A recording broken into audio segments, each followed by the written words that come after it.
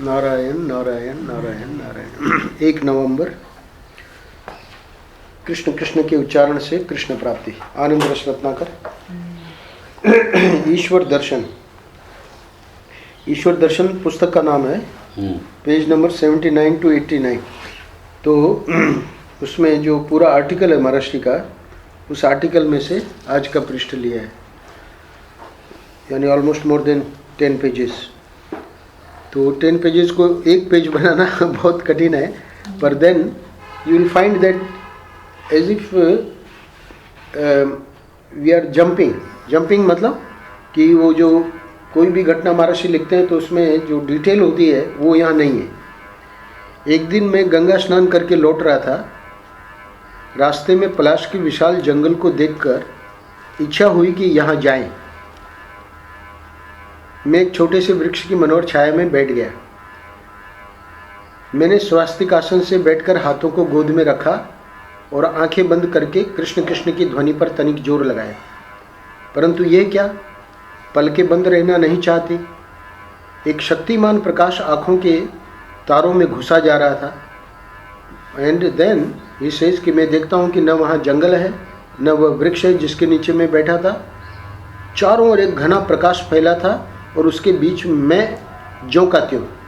मैंने सोचा शायद ये मेरे मन की ही लीला हो। In other words, in the first paragraph Maharshi is trying to describe that some एक कुछ विचित्र ही अनुभव हुआ, और उस अनुभव में महर्षि को ये नहीं लगा कि कोई अध्यात्म की कोई ऊंची स्थिति हो रही है, पर लगा कि मन ही कुछ ऐसा खेल कर रहा है। मैंने फिर आंखें बंद करने का प्रयत्न किया, परंतु मेरी पलकें टस से मस नहीं हुई। मतलब कि पलक जो है वो बंद होने के लिए तैयार नहीं है। मैं चाह रहा हूँ कि मैं बंद करके कुछ ध्यान करूँ, पर ये कुछ ऐसी घटना घट रही थी। तो अब क्या करेंगे, तो विवश होकर मैंने अपने सामने देखा। तो सामने जब देखा, नाउ द वंडरफुल थिंग, पृथ्वी से करीब 1 हाथ ऊपर, not on the earth but in the air, पृथ्वी से करीब 1 हाथ ऊपर एक त्रिभुवन सुंदर बालक मुस्कुरा रहा है। नहीं, महर्षि को ऐसा जागृत में ये सब हो रहा है ना, ड्रीम में नहीं। बैठे हैं और फिर देख रहे हैं, आँख बंद नहीं कर पा रहे हैं, फिर सामने देखा तो ये दृश्य आ गया। अभी वो जो बालक दिख रहा है, वो भी बालक तो जो भी होगा धरती पे खड़ा रहेगा ना, पर ये तो बीच में पृथ्वी से करीब 1 हाथ ऊपर, तो वो मुस्कुरा रहा है। Now look, he is describing the बालक कैसा दिख रहा था। शरीर गौरवर्ण था, फूलों का ही दिव्य आभूषण था, साथ ही मुकुट पर मयूर पिच्छ था। तो कृष्ण भगवान मयूर पिच्छ लगाते हैं, है ना, मुकुट पे, तो वो बालक पे था। और दोनों हाथों में बांसुरी थी जो अधरों से लगी हुई थी। और इट वॉज नॉट ओनली जैसे हम स्टेचू में देखते हैं वैसा नहीं, जिसकी सुरीली आवाज़ मेरे कानों में प्रवेश कर रही थी। Means he was playing the flute and I was hearing that, है ना, मुझे सुनाई दे रही थी उसकी सुरीली आवाज़। तो ये पूरा सब देखकर, और वो जो सुन रहे थे बांसुरी की आवाज़, वो सब देखकर मैं चकित हो गया। मीन्स हमको एकदम आश्चर्य हुआ कि ये क्या। अब देखिए, मन में प्रश्न उठ रहा है महर्षि के। मैंने मन में कहा, कृष्ण तो श्याम सुंदर है, ये गौर सुंदर कहाँ से। इसलिए अपने नृत्य गोपाल है ना, यहाँ के तो जो है गिरधर गोपाल, वो तो श्याम सुंदर है, पर नृत्य गोपाल जो है वो महर्षि ने जो दर्शन किए थे वही महंत जी को कहा कि ऐसा बनाना है, ऐसा करते हैं। तो इसलिए वो गौर है। तो कह रहे हैं कि वो गौर सुंदर कहाँ से, ये तो श्याम सुंदर हैं। बाद में ठाकुर जी इसका प्रश्न का जवाब देंगे। उनके मन में प्रश्न आया, उन्होंने किया नहीं, पर ठाकुर जी अंतर्यामी है ना, तो इनके प्रश्न समझ गए। दो प्रश्न क्या, दूसरा तो उनको प्रणाम करना चाह रहे हैं पर नहीं हुआ। मैं उनके चरणों में साष्टांग लेट जाना चाहा, परंतु मेरा शरीर जड़ हो गया था। मतलब मैं बोल तक न सका। तो एक तो ये बात हुई कि उनके मन में प्रश्न आया महर्षि की कि गौर वर्ण क्यों है, और दूसरा वो प्रणाम करने की कोशिश कर रहे हैं पर नहीं हो पा रहा है। इन दोनों बातों का जवाब भगवान स्वयं देंगे आगे। तो महर्षि कह रहे हैं फिर आपकी, मतलब किसी ने पूछा कि आपकी क्या स्थिति थी? बोले हाँ, मेरा हृदय आनंदित था, शरीर रोमांचित था और आंखों में आनंद के अश्रु थे। मैं उनको केवल देख रहा था और वे मुस्कुराते हुए, बांसुरी बजाते हुए, ठुमुक ठुमुक कर नाचते हुए, इमेजिन यानी एयर में है ना, नाचना तो बनेगा ना नीचे जमीन के ऊपर है, पर वो ठुमुक ठुमुक कर उसी में नाच रहे, ऊपर ही ऊपर है ना, ऊपर ही ऊपर। देखिए महर्षि स्पेसिफिक अबाउट दैट, ऐसा नहीं तो कोई समझेंगे कि फिर धरती पे उतर गए फिर नाच रहे थे, नहीं, ऊपर ही ऊपर नाच रहे थे। और वो कभी दाएं कभी बाएं और कभी सामने आकर ठिठक जाते थे, मतलब रुक जाते थे। इस प्रकार न जाने कितना समय बीत गया। तो this took place for quite some time. Now वो बांसुरी बजा रहे थे, फिर बांसुरी बजाना बंद कर दिया और वो जो बात नहीं किए थे ना, तो उन्होंने अपना मौन तोड़ा। मौन तोड़ा मतलब उन्होंने बात करनी शुरू की। तो जो बात उनकी जो वाणी है, महर्षि कह रहे हैं कि मेरे कानों में मानो अमृत की धारा प्रवाहित होने लगी। यानी वो वाणी कोई हम लोग जैसे बोलते हैं ना, वो वाणी नहीं थी, एकदम जैसे है ना अमृत, यानी इतनी स्वीट वो वाणी। इतना कहने का मतलब क्या बोले वो?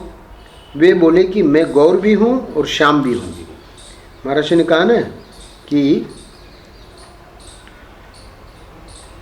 मैंने मन में कहा कृष्ण तो श्याम सुंदर हैं, ये गौर सुंदर कहाँ से? तो लुक यू नो, मन में कहा, पर वो जो है वो अभी मौन तोड़े, और मौन तोड़ के सबसे पहले वो जो महर्षि के मन में प्रश्न था उसी का उत्तर दिया। अभी ये क्या है? ये महर्षि इस समय शंतनु बिहारी द्विवेदी के रूप में है ना, अखंडानंद जी के रूप में नहीं है, क्योंकि गंगा स्नान करने जाते थे अपने घर से, दूर था गंगा जी, और फिर लौट रहे थे, तो बीच में उपलास का विशाल जंगल है, वहीं की घटना सुना रहे हैं। तो ये सब इनको जब वो गृहस्थ आश्रम में थे तब ये अनुभव हुआ। तो भगवान उनको बोल रहे हैं कि मैं गौर भी हूँ और श्याम भी हूँ। मैं अपनी लाडली का ध्यान करता रहता हूँ ना, तो लाडली तो बहुत गोरी है राधा, तो इसलिए वो ध्यान करने के कारण मैं गोरा हो गया। यानी श्याम तो मैं हुई हूँ, जो तुम मुझे जिस प्रकार जानते हो वो तो मेरा असली स्वरूप है, पर वो इस समय तुम जो गौर देख रहे हो मेरे को, वो अपनी लाडली जी का, मतलब अपनी राधा जी का ध्यान करने के कारण ये गौर वर्ण है। अब दूसरा महर्षि ने बताया था कि मैंने उनके चरणों में साष्टांग लेट जाना चाहा, परंतु मेरा शरीर जड़ हो गया था, मैं बोल तक न सका। तो अब वो भगवान उनको बता रहे हैं, क्या बता रहे हैं महर्षि को? तुम मुझे स्पर्श करना चाहते हो इस समय केवल इस रूप के साथ। ये संपूर्ण जगत जिसमें तुम हो, जिसे तुम देखते हो, यह मेरी लीला भूमि है। यानी इस वाक्य में महर्षि ये बता रहे हैं कि ठाकुर जी ने क्या कहा, why you are wanting me to touch in this form only. तुम मुझे स्पर्श करना चाहते हो इस समय, at this time when I appeared in front of you, and इस रूप में, है ना। पर what is the reality? Reality is कि संपूर्ण जगत जिसमें तुम हो, जिसे तुम देखते हो, ये मेरी लीला भूमि है। इसके एक एक कण में मेरी रासलीला हो रही है, और ये सब मेरा और मेरी प्रिया का ही रूप है। तो why you are so much this thing concern about this particular form? इसी को तुम क्यों प्रणाम करना चाह रहे हो? इसी को तुम क्यों स्पर्श करना चाह रहे हो? इसी को तुम, है ना, क्यों छूना चाह रहे हो पर्टिकुलरली? हाँ, क्यों? क्योंकि he explained that whatever you are seeing, मैं ही हूँ उस रूप में, मैं और मेरी प्रिया का ही रूप है। तो मैं यानी ब्रह्म, और प्रिया मतलब शक्ति, माया। तो राधा इज अ माया। तो मेरी प्रिया जो शक्ति है वही तो ये सब सृष्टि की रचना हम लोगों ने किया ना तत्वबोध में। तो पूरा का पूरा जो भी कुछ है वो मैं ही तो हूँ। तुम इन्हें स्थूल, सूक्ष्म अथवा कारण के रूप में देखते हो, ये तुम्हारा दृष्टि दोष है। तुम इसको सोचते हो कि भाई ये तो स्थूल है, ये सूक्ष्म है, ये कारण है ना। कुछ नहीं, वो तुम्हारा दृष्टि दोष है।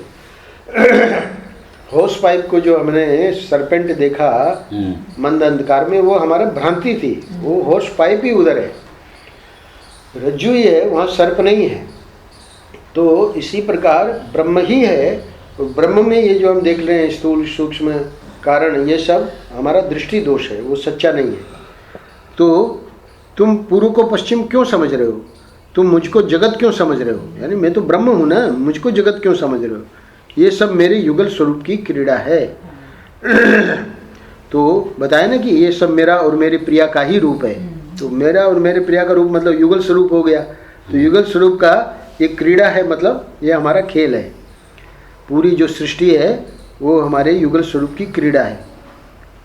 अब महर्षि इज एंडिंग दिस नरेशन, जो अनुभव हुआ उसका पूरा कर रहे हैं। भगवान चुप हो गए इतना बोल के। मतलब हमारे दोनों जो प्रश्न थे, दोनों प्रश्न थे, मतलब एक तो हमारा प्रश्न था और एक हम जो करना चाहते थे क्रिया, वो क्रिया के बारे में भी बोल दिया कि उसको क्यों तुम इस रूप में करना चाह रहे हो, है ना, सब जगह मैं ही हूँ। तो इतना बोल के भगवान तो चुप हो गए। अब महर्षि कह रहे हैं कि वो बंद नहीं हुआ। अब क्या हुआ, मेरी आंखें जिधर जाती थी, इधर देखूं तो इधर, इधर देखूं तो इधर, पीछे देखूं तो पीछे, सब जगह युगल सरकार और उनको घेर कर नाचती हुई सखियां, है ना। पहले तो सिर्फ ठाकुर जी आए थे, अब उनको भगवान ने बोला ना मेरी और मेरी प्रिया का ही रूप है, तो अब वो दोनों दिखने लगे, युगल सरकार। और इतना ही नहीं, फिर बोले ना पूरा जगत ये सब मेरा ही रूप है, तो वो सखियां भी दिखने लगी। तो अपना शरीर जगत, एक एक जगत का होना चाहिए, जगत का एक एक संकल्प और संपूर्ण वृत्तियां उसी लीला से परिपूर्ण हो रही थी। तो वो जो भगवान ने कहा था उसका ही दर्शन होने लगा महर्षि को। क्या कि अपना शरीर भी जगत का एक एक संकल्प और संपूर्ण वृत्तियां, मानो कि पूरा उसी में भगवान ने जो कहा ये सब मेरा और मेरी प्रिया का ही रूप है, ऐसा अनुभव में आने लगा। और ये भी न जाने कितनी देर तक चलता रहा ये खेल।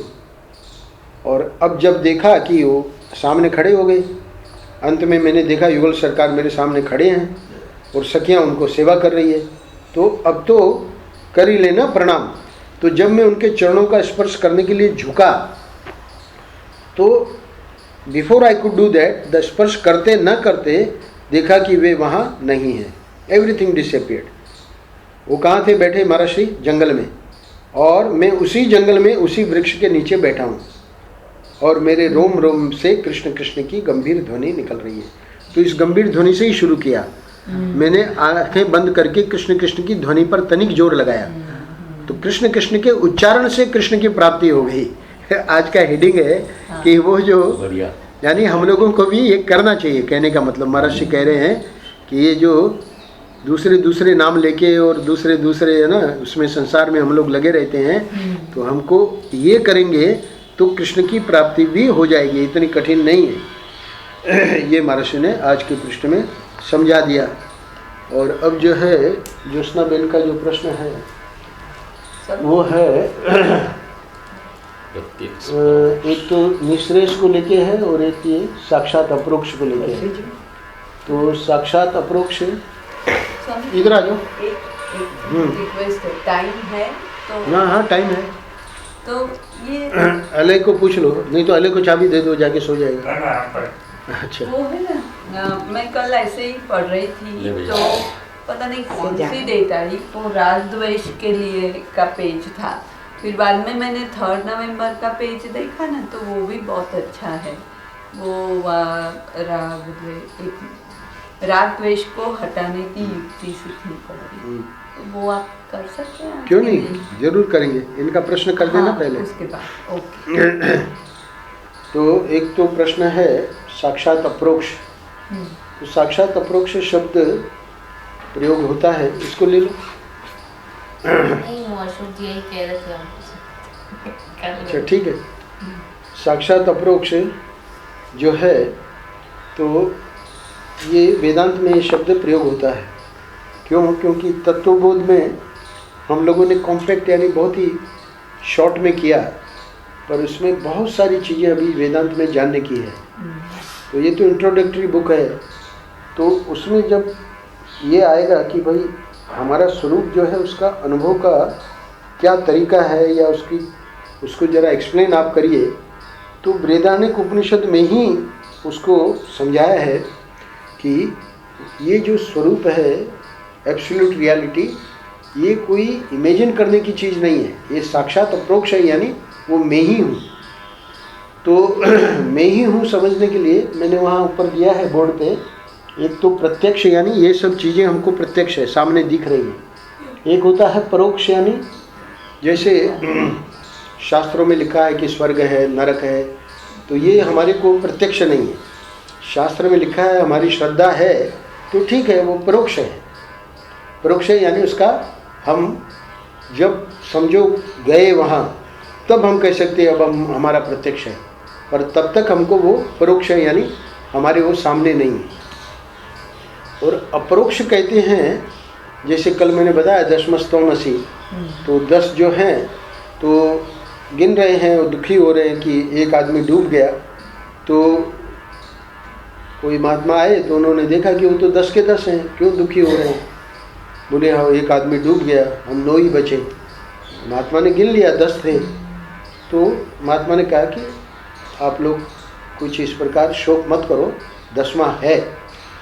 तो 10वां है कहा, तो अभी इन 9 आदमी जो दुखी हो रहे थे कि हमारा साथी 10वां मर गया, तो वो उसके कहने से, महात्मा के कहने से कि 10वां है, तुम दुखी मत हो, उन लोगों का रोना धोना बंद हो गया।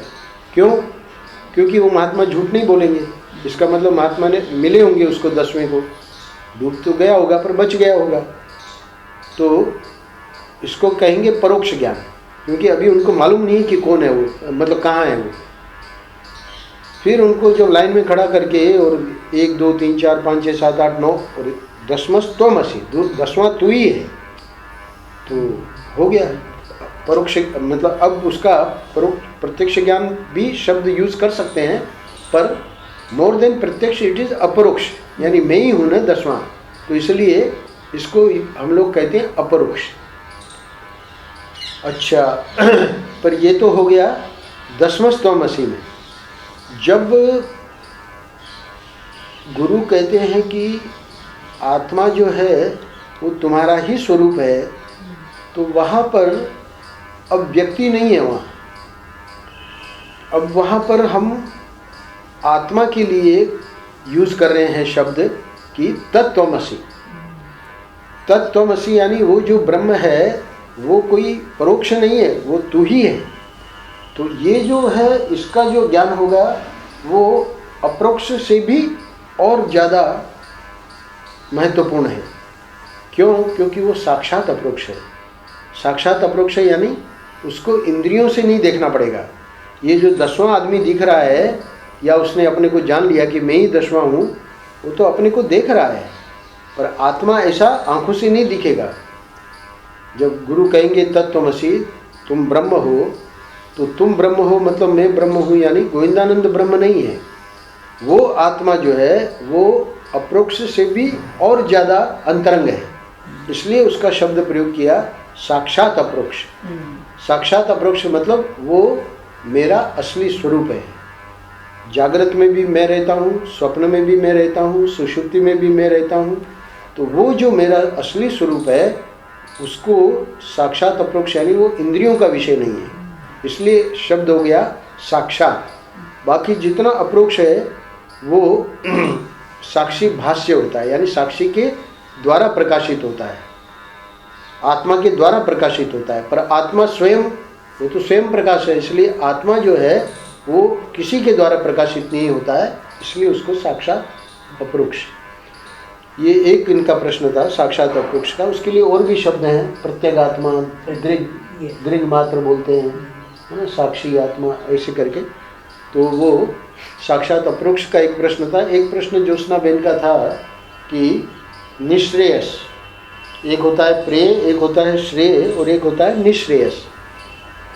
तो प्रेय जो है ये तो अर्थ और काम जो है ये सब प्रेय है, यानी भोग जो है, अर्थ जो है, 4 पुरुषार्थ है, धर्म अर्थ काम मोक्ष, तो अर्थ और भोग ये सब प्रेय में आ गया। और धर्म के नियंत्रण में हम अपना अर्थ और भोग करेंगे तो हमारा प्रे की ओर मतलब यात्रा शुरू होगी।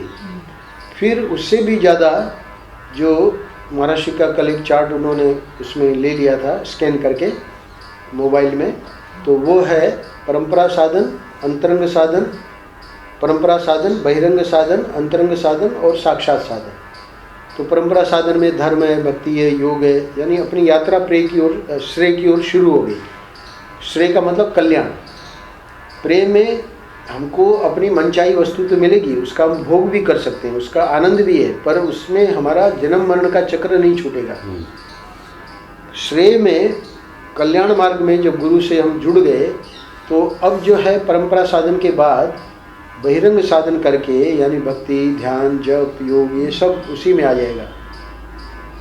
विवेक, वैराग्य, षट संपत्ति और मुमुक्षा, तो उसके अंदर अब ये श्रेय का शुरू हो गया। फिर गुरु के पास गए और गुरु से हम श्रवण मनन निध्यासन, अंतरंग साधन, और फिर साक्षात साधन महावाक्य, तो ये सब श्रेय में आ गया। पर साक्षात साधन में जो आत्मा है, वो आत्मा जो है वो डेस्टिनेशन है।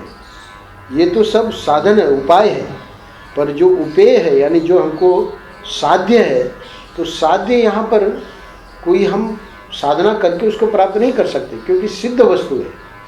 आत्मा जो है वो साध्य नहीं है कि ये साधना कर ली और मैंने आत्म साक्षात्कार कर लिया, ऐसा नहीं है। आत्मा तो तुम पहले से ही थे, जब अज्ञानी थे तब भी तुम आत्मा थे। तो इसलिए प्राप्तस्य प्राप्ति है। एक होता है अप्राप्तस्य प्राप्ति, यानी पहले मेरे को योग की सिद्धियां नहीं थी, मैंने योग किया, अब मैं सिद्ध हो गया, तो ये अप्राप्तस्य प्राप्ति है।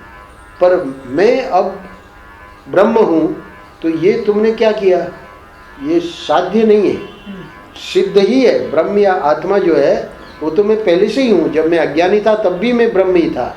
तो इसलिए प्राप्तस्य प्राप्ति। अभी क्या हुआ, गुरु ने जब इस प्रकार तुमने किया, परंपरा साधन, बहिरंग साधन, अंतरंग साधन, है ना, गुरु के पास जाके और फिर साक्षात साधन महावाक्य का श्रवण किया और तुम्हारा अज्ञान मिट गया, तो ये जो है उसको हम कहेंगे निःश्रेयस। किसको? आत्मा को। आत्मा का नाम ही निःश्रेयस है और उसका साधन जो है वो है श्रेय। तो श्रेय मार्ग में हम लोग लगे हुए हैं और हमको प्राप्ति क्या करनी है। तो प्राप्ति क्या हो, तो प्राप्त से प्राप्ति है, पर उसके ऊपर जो आवरण है उसको हटाना है। तो ये आवरण हटाने की जो साधना है वही श्रेय मार्ग है। और जो बाहर को, संसार को लेने का जो मार्ग है वो है प्रेय मार्ग। तो प्रेय मार्ग में सब लोग ही हैं, पर उसी में से जब व्यक्ति को समझ में आता है कि प्रेय मार्ग से मेरा कल्याण नहीं होगा, तब वो गुरु से जुड़ के श्रेय मार्ग में लगता है। पर श्रेय मार्ग से उसको प्राप्ति क्या करनी है, वो निःश्रेयस अपना आत्मा जो है वो आखिरी है। तो निःश्रेयस को ही मैंने एरो लगा के साक्षी आत्मा, साक्षात, अपरोक्ष, दृढ़, प्रत्यक्ष, जो अभी हमने पहले प्रश्न के उत्तर में किया, वो निःश्रेयस है। तो इधर मैंने चार्ट में लिखा है सिद्ध, साधक, विषयी और पामर। तो पामर जो है वो निषिद्ध कर्म करेगा, यानी जो शास्त्र में लिखा है कि नहीं करना चाहिए वो करेगा। विषयी जो है वो निषिद्ध कर्म तो नहीं करेगा, पर वो जो है उसको जो अलाउ है वो करेगा। साधक जो है वो उसको जो अलाउ है उसको भी वो छोड़ देगा, बल्कि साधना में ही लग जाएगा। तो साधक ही जो है वो श्रेय मार्ग का सच्चा पथिक है, और वही साधक जाके फिर अपनी सिद्ध वस्तु को जान लेता है। और ये जो हमारे क्या नाम शिल्पी का जो प्रश्न है, प्रश्न नहीं है वो, उसने आगे का देख लिया 3 नवंबर का। तो 3 नवंबर का राग द्वेष को हटाने की युक्ति सीखनी पड़ती है। तो उसमें महाराज ने मांडुक्य कारिका आगम प्रकरण प्रवचन 332, 333, 334 पे बहुत महत्वपूर्ण बात बताई है। तो हम लोग तो 3 नवंबर को करेंगे ही, श्याम जी अगर आएंगे तो, नहीं तो फिर आज का जो कर लेते हैं मतलब संक्षेप में मैं बता देता हूँ। राग द्वेष को हटाने की युक्ति सीखनी पड़ेगी। इसका मतलब ये नहीं है कि आज कर लिया इसलिए 3 को नहीं आना है। 3 को हम उसको 3 को विस्तार में करेंगे। आज तो मैं खाली उसको शिल्पी जा रही है ना, तो अभी ये लोग निकल जाएंगे 12 बजे। तो इसलिए जहाँ तक काम चलाने का प्रश्न है वहाँ तक नाम रूप क्रिया व्यवहार पर दृष्टि जाती है। अभी अभी मैंने बताया प्रे, तो प्रे का मतलब अब जाने का है ना, श्याम जी को भी जाके अपना दुकान खोलनी है और हम भी जाएंगे कथा में, तो ये काम चलाने का प्रश्न है। तो वहाँ तक नाम रूप क्रिया व्यवहार पर दृष्टि जाएगी। स्वामी जी आप कैसे जाएंगे, आपका ऑटो आएगा कि, तो हम बताएंगे नहीं नहीं आज ऑटो नहीं आएगा, आज वो राजेंद्र खेतान आने वाला है तो उसी की गाड़ी से हम जाएंगे। तो उसका मैसेज आया है, विद्याधर ने फ़ोन करके गणेशान जी को बताया कि 9 बजे हम पहुंच जाएंगे, तो स्वामी जी को कहना रुके, क्योंकि वो आता है तो थोड़ा हमसे बात करता है, तो हम बाद में चले जाएंगे। तो ये सब नाम रूप क्रिया का व्यवहार पर दृष्टि जाती है। क्यों? क्योंकि काम चलाना है ना। खाली गोपालगढ़ में तो ऐसा नहीं कर सकते, पर समझो कोई ये अपना चले गए उधर तपोवनम में, है ना, तो अपना ये भी कुछ राजेंद्र का क्या काम है, कुछ काम नहीं है। अपना नित्यानंद जी अपना मस्त है, हम अपना, आप तो आए, ये लोग भी आए, ज्योत्सना बेन तुम भी आई थी ना, हाँ सपना और ये लोग आए थे, तो शिल्पी नहीं आ पाई, ये एक रात रुके, श्याम जी आए थे, तो साउथ में आए थे ना, तो साउथ में तो अपने ई रोड पे उनका सब काम वाम धंधा, तो यहाँ से मयन जी से परमिशन लेके कि हम गोविंदानंद जी को मिलने जाएं, हाँ हाँ जरूर जाओ और उनको लेके आओ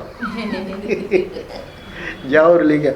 तो कहने का मतलब वहाँ तो ये सब क्रिया नाम रूप व्यवहार की जरूरत नहीं है, अपना बैठे हैं आनंद में, है ना। तो जहाँ तत्व का सच्चाई का अनुसंधान करना होता है वहाँ नाम रूप के परम अर्थ पर दृष्टि जाती है, अर्थात परमार्थ पर दृष्टि जाती है।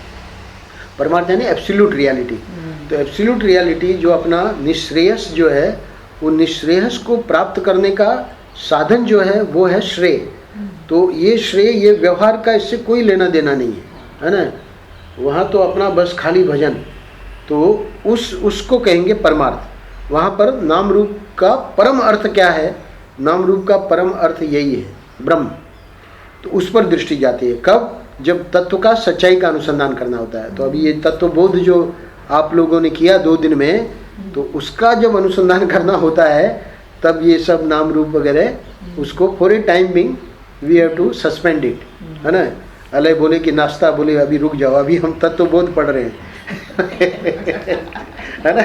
तो ये भाई काहे को तुमने तत्वबोध किया, हमारा नाश्ता भी समय पे नहीं मिल रहा है। वो फिर गोविंदानंद जी को ही बोलेगा, है ना, कि तत्वबोध सिखा के आपने सब गड़बड़ कर दिया, है ना। तो ये महर्षि आगे पैराग्राफ में कह रहे हैं कि जो परमार्थ का चिंतन करने वाले हैं उनकी सृष्टि के चिंतन में उनका सृष्टि के चिंतन में आदर नहीं है। सृष्टि के चिंतन का मतलब अपना व्यवहार। तो ये जो परमार्थ का चिंतन करने वाले हैं, मतलब ये जो महात्मा लोग हैं, है ना, they don't care much about the कि इसका क्या हुआ, है ना, उधर क्या हुआ, अभी नरेंद्र मोदी की सरकार क्या करेगी, है ना। पहले जो सरकार, कांग्रेस सरकार ने क्या क्या गड़बड़ियाँ की। तो कांग्रेस सरकार ने भी अच्छे काम भी किए, ऐसा थोड़ी है कि सब गड़बड़ किया, पर वो सृष्टि का चिंतन करता ही नहीं है। कौन? जो परमार्थ का चिंतन करने वाला था, वो टीवी नहीं देखता है, अखबार नहीं देखता है। हमारी दत्ता अवधूत करके एक महात्मा जी, आपने तो दर्शन किए, उनको ये भी नहीं मालूम कि देश का प्रधानमंत्री कौन है, देश का राष्ट्रपति कौन है, कुछ नहीं मालूम। सृष्टि के चिंतन का आदर नहीं करते। ओबामा कौन है, उनको कुछ नहीं मालूम। वे तो जो सच्ची वस्तु है उसका चिंतन करते हैं, यानी they are concern only about the absolute reality, यानी परमात्मा कृष्ण। परंतु जिन लोगों का चिंतन राग और द्वेष से प्रेरित है, अभी संसार में तो ये रहेगा ही, है ना। संसार में श्याम जी का राग है किससे? गोविंदानंद जी से। और द्वेष, बोले द्वेष भी अभी बोलूँगा नहीं, है ना, पर उनसे द्वेष भी है। तो ये तो सबका, यानी श्याम जी का खाली एग्जाम्पल दे रहा हूँ, सबका राग द्वेष रहेगा। क्यों? क्योंकि वो प्रेम में ऐसा होगा ही, जो संसार है उसमें ऐसा होगा। तो उनका चिंतन समझ लो कैसा होगा। महर्षि इज गिविंग द आइडिया कि उनका चिंतन कैसा होगा। ये हमारा राष्ट्र है, ये हमारा प्रांत है, ये हमारा शास्त्र है, ये हमारी जाति है। हृदय क्या? हार्दिक पटेल, हाँ देखिए हमारी जाति उसी के ऊपर पूरा कितना बवाल है। तो ये हमारी जाति है, ये हमारा परिवार है ना, ये हमारा व्यक्तित्व है ना। जीतू भाई बोलेंगे ये हमारा, है ना, जनरल सेक्रेटरी ऑफ आनंद वृंदावन। और पर्सनालिटी क्या कहना, 78 में भी इतना कड़क चलते हैं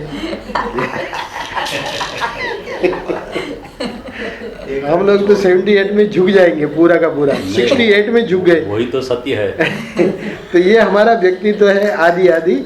ये क्या हो गया, ये जो संसार के लोग हैं उनका चिंतन का एक नमूना बताया महर्षि ने। इस सीमित दायरे में बैठकर, है ना, then if you try to think about the तत्व, जब हम वस्तु का चिंतन करेंगे तो वो एक्चुअली वस्तु का चिंतन नहीं होगा, अपने उपयोग की दृष्टि से करेंगे कि भाई स्वामी जी आप ये तत्वबोध सिखा रहे, उससे हमको फ़ायदा क्या होगा बड़ौदा जाने के बाद, वो आप पहले बताइए। तो हम फिर बताएंगे कि फ़ायदा यही होगा कि आप तत्वबोध लेके बैठ जाना, और कोई कुछ कहे जीतू भाई ये समस्या है, फ़ायदा यही कि भाई अभी बात मत करो। यानी सबको मूर्ख बनाना है। तत्वबोध तो पढ़ के कुछ होना नहीं है। क्यों नहीं होना है? क्योंकि हमारा दायरा तो ये है ना राग द्वेष का, तो राग द्वेष के दायरे में हम तत्वबोध लेके बैठ गए। तो अब उसका उपयोग की दृष्टि क्या है? उपयोग स्वामी जी बहुत बढ़िया है। अभी इस बार बड़ौदा गया, बस खाली तत्वबोध बुक लेके बैठता था, और कोई किसी का हिम्मत नहीं कि मेरे पास आवे। हो गया ना, सब समस्या खत्म। ऐसा करने का बस सब समस्या खत्म। नहीं तो पहले आयुषी भी आके बोले, अंकित भी आके बोले, आसना भी, है ना, सब लोग आके सुनावे अपना अपना दुख। अभी कुछ नहीं। वो जब से वृंदावन जाके आए हैं, है ना, खाली तत्वबोध, तो उपयोग हो गया, बहुत बढ़िया उपयोग हो गया। तो ये महाराज जी कह रहे हैं कि हम लोग अपने उपयोग की दृष्टि से करेंगे। श्याम जी जाता है, मीरा को सुनाता है सब वेदांत की बड़ी बड़ी बात, है ना। वो मीरा क्या करे बेचारी। तो ये यही उपयोग हम लोग करेंगे इसका, मतलब असली उपयोग नहीं करेंगे कि इसको समझ लेवे, इसको अनुभव कर लेवे, है ना, वो उपयोग नहीं करेंगे। महर्षि कह रहे हैं अतएव जिससे उसकी सिद्धि होगी उससे राग होगा, और जिससे अपने स्वार्थ की सिद्धि नहीं होती होगी उससे द्वेष होगा। और तब हम अपने अंतःकरण को राग द्वेष से मलिन करके विचार करेंगे। यानी हमारा विचार तत्वबोध का होगा ही नहीं। क्यों नहीं होगा? क्योंकि हमको तो खाली संसार में ही हमारी आसक्ति है, तो इसलिए वो मलिन नहीं रहेगा, ये शुद्ध नहीं होगा हमारा अंतःकरण। तो फिर क्या करना चाहिए आगे बताएंगे। और जब किसी से राग हो जाता है, मोहब्बत हो जाती है, तो उसके गुण ही गुण दिखते हैं, दोष नहीं दिखते हैं। और जब किसी से दुश्मनी हो जाती है तब उसके दोष ही दोष दिखते हैं, गुण नहीं दिखते। ये तो सब आप लोगों को मालूम है।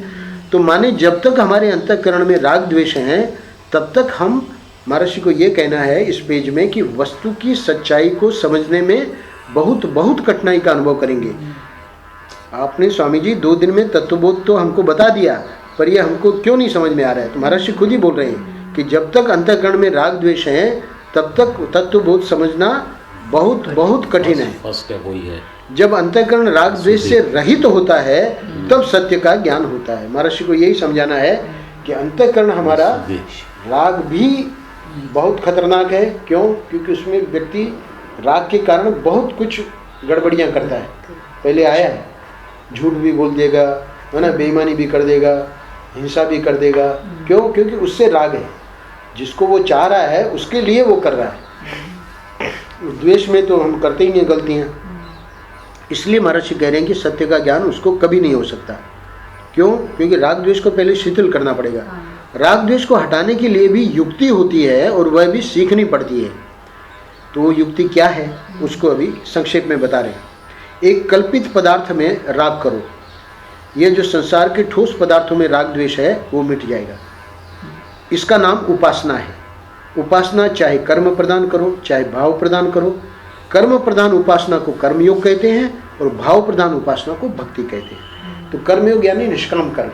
तो निष्काम कर्म बोले तो अभी अपने श्लोक में गार्डन में काम कर रहे हैं उसको निष्काम नहीं कहेंगे, पर आश्रम में शिल्पी आ गई और आके गार्डनिंग कर रही है वो निष्काम है, क्योंकि उससे करने में कुछ मिलने वाला नहीं है। श्लोक में तो मैं अपने घर में कर रही हूँ, पर यहाँ मैं अपने गुरुजी के आश्रम में कर रही हूँ। तो गुरुजी के आश्रम में जो करेंगे उसको कहेंगे निष्काम कर्मयोग, है ना। और श्लोक में, अच्छा उधर भी बड़ौदा में आप लोग जो कर रहे हैं, है ना, वो क्या चिल्ड्रन हॉस्पिटल में जो कर रहे हैं तो उसको निष्काम कर्मयोग, है ना। पर समझो कि अपना जीतू भाई का कोई हॉस्पिटल है और उसमें दे रहे हैं तो वो निष्काम नहीं है, क्योंकि वो तो पापा का है। तो पापा का है तो वो तो स्वार्थ हो गया ना उसमें। बिल्कुल। तो इसलिए महाराज जी कह रहे हैं कि एक तो तरीका ये है राग द्वेष को कम करने का, क्या कि जो कर्मयोग कर सकते हैं, कर्मयोग में ये भी है, डोनेशन भी कर्मयोग में है। क्यों? क्योंकि हम उसको निष्काम यानी अपने बिना किसी स्वार्थ के उसको चैरिटी दे रहे हैं, उससे भी हमारा अंतःकरण शुद्ध होगा, है ना। और जो कर सकते हैं, शरीर से सेवा कर सकते हैं, है, तो उनको तो जाके करना चाहिए। कहीं भी ऐसा फील्ड हो, है ना, तो वहाँ जाके तो कर्मयोग है। पर सब लोग नहीं कर सकते हैं कर्मयोग। तो बोले कोई बात नहीं, उपासना तो कर सकते हैं कि नहीं? बोले हाँ, मंदिर में बैठ के जप कर सकते हैं, तो वो उपासना करो, है ना, वो भाव प्रदान है। तो भाव प्रदान करोगे तो उससे क्या होगा? राग द्वेष संसार के कम होंगे। अच्छा, आगे के पैराग्राफ में कह रहे हैं, एक तो हो गया कर्मयोग और दूसरा हो गया भक्ति। तो किसी से भी राग द्वेष मत करो, एक बात, चित्त वृत्ति को सम करो, दो बात, और ये जो निर्वृत्तिक चित्त का अवस्थान है इसको योग कहते हैं। और यह जो भेद मानकर राग द्वेष होता है, विचार के द्वारा उस भेद को ही मिटाओ, ये सांख्य अथवा ज्ञान मार्ग है। तो महाराज श्री भक्ति योग भी सुना दिए, कर्म योग भी सुना दिए। अब दो चीज बच गई। एक होता है योग, योग यानी जो यम नियम आसन प्राणायाम प्रत्याहार धारणा ध्यान समाधि ऐसे करके अष्टांग योग उसको बोलते हैं। तो वो निर्वृत्तिक चित्त का अवस्था यानी समाधि में ध्यान करके और एकदम कोई वृत्ति नहीं, बिल्कुल समाधि लगे, कुछ विचार ही नहीं है, उसको कहेंगे योग। और ये जो भेद मानकर राग द्वेष होता है, विचार के द्वारा उस भेद को ही मिटाओ, है ना। तो ये विचार के द्वारा जब हम ये भेद कल आया था कि ईश्वर और जीव में भेद नहीं है, ऐसे करके उसको मिटाना पड़ेगा। तो ये जो मिटाना है उसको कहेंगे ज्ञान मार्ग, सांख्य मार्ग। ज्ञान मार्ग कहो, सांख्य मार्ग कहो, एक ही बात है। तो महर्षि ने चारों योग बता दिए। राग द्वेष को मिटाने का कर्म योग भी तरीका है, भक्ति योग भी तरीका है ना। योग यानी जो अष्टांग योग है, समाधि लगाना, वो भी एक तरीका है। और सांख्य योग अथवा ज्ञान योग जो विचार हम करते हैं, जैसे 2 दिन तत्वबोध का विचार किया, वो भी एक तरीका है। पर हमेशा जो आखिरी वाली चीज को करने जाओगे तो वो इतना यूज नहीं आएगा, वो पहले ही समझा दिया है ना। क्योंकि जब तक राग द्वेष है तब तक ये पहले जो 3 तरीके हैं, कर्म योग, भक्ति योग और अष्टांग योग, वो ज़्यादा यूजफुल है। क्योंकि सांख्य योग जो है, ज्ञान योग जो है, वो तभी काम में आएगा जब ये पहले 3 कुछ है जीवन में। तो अंत में कह रहे हैं कि अब इन चारों का फल है कि हम परम वस्तु का, जो सच्ची वस्तु है, उसका चिंतन करें।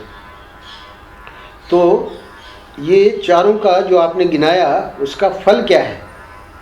क्योंकि हमेशा व्यक्ति जब देखता है कि इससे ये इसका परिणाम होगा, तब उसमें उसकी प्रवृत्ति होती है। तो प्रवृत्ति तभी होगी जब महर्षि बताएंगे कि इसका फल क्या है। तो फल बता रहे हैं कि जो सच्ची वस्तु है उसका चिंतन करने का हमको सामर्थ्य आ जाएगा। तो ये इन चारों का फल है कि हम परम वस्तु का, जो सच्ची वस्तु है, जहाँ से शुरू किया था महर्षि ने कि नाम रूप के परम अर्थ पर दृष्टि जाती है, अर्थात परमार्थ पर दृष्टि जाती है। कब जाती है? जब तत्व का, सच्चाई का अनुसंधान करना होता है। तो उसी को अब एंड कर रहे हैं कि वहाँ पर दृष्टि जाएगी। अगर ये हम कर्मयोग, भक्ति योग, है ना, अष्टांग योग और ज्ञान योग करेंगे तो इससे हमको वो जो सच्ची वस्तु यानी एब्सोल्यूट रियलिटी, वो जो साक्षी, है ना, साक्षात अप्रोक्ष जो है, उसके ऊपर हमारा चिंतन होने लगेगा। अंत में कह रहे हैं कि जो लोग परमार्थ के मार्ग पर चलते हैं वे परमार्थ का चिंतन करते हैं, उन्हें सृष्टि की खटपट में उतना रस नहीं आता है। सीधी बात है। जो लोग परमार्थ के मार्ग पर चलते हैं वे परमार्थ का चिंतन करते हैं। तो बोले नहीं स्वामी जी, आप बड़ौदा आइए। तो बोले उन्हें सृष्टि की खटपट में उतना रस नहीं आता है, क्योंकि वहाँ आओ तो 2 दिन सुरेंद्र भाई के घर में, 2 दिन जीतू भाई के घर में, फिर उधर, है ना, वो सुरेंद्र भाई के भाई, उनका नाम भी भूल गया। तो अलग तो आश्चर्यचकित हो जाता है कि स्वामी जी सुबह से रात तक और 4 दिन का बोले थकते नहीं है क्या?